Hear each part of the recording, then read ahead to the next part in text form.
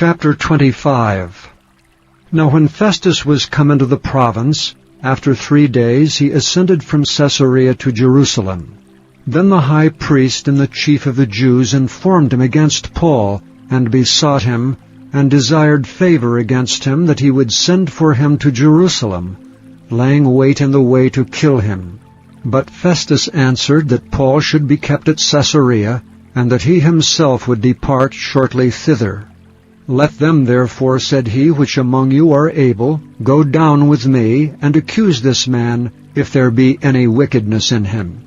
And when he had tarried among them more than 10 days, he went down unto Caesarea, and the next day, sitting on the judgment seat, commanded Paul to be brought. And when he was come, the Jews which came down from Jerusalem stood round about, and laid many and grievous complaints against Paul, which they could not prove. While he answered for himself, Neither against the law of the Jews, neither against the temple, nor yet against Caesar have I offended anything at all. But Festus, willing to do the Jews a pleasure, answered Paul, and said, Wilt thou go up to Jerusalem, and there be judged of these things before me? Then said Paul, I stand at Caesar's judgment seat, where I ought to be judged. To the Jews have I done no wrong, as thou very well knowest. For if I be an offender, or have committed anything worthy of death, I refuse not to die. But if there be none of these things whereof these accuse me, no man may deliver me unto them. I appeal unto Caesar. Then Festus, when he had conferred with the council, answered, Hast thou appealed unto Caesar? Unto Caesar shalt thou go. And after certain days King Agrippa and Bernice came unto Caesarea to salute Festus. And when they had been there many days, Festus declared Paul's cause unto the king, saying, There is a certain man left in bonds by Felix, about whom, when I was at Jerusalem, the chief priests and the elders of the Jews informed me, desiring to have judgment against him.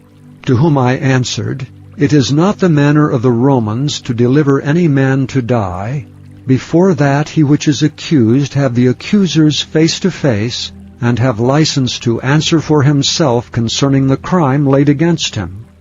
Therefore when they were come hither, without any delay on the morrow, I sat on the judgment seat, and commanded the man to be brought forth.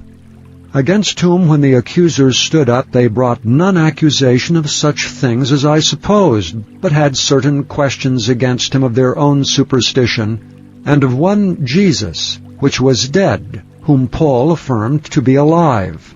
And because I doubted of such manner of questions, I asked him whether he would go to Jerusalem, and there be judged of these matters.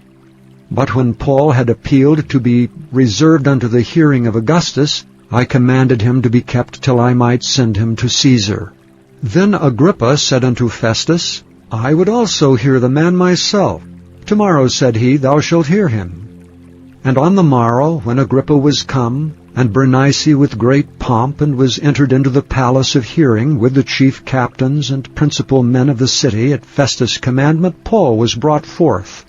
And Festus said, King Agrippa, and all men which are here present with us, ye see this man, about whom all the multitude of the Jews have dealt with me, both at Jerusalem and also here, crying that he ought not to live any longer.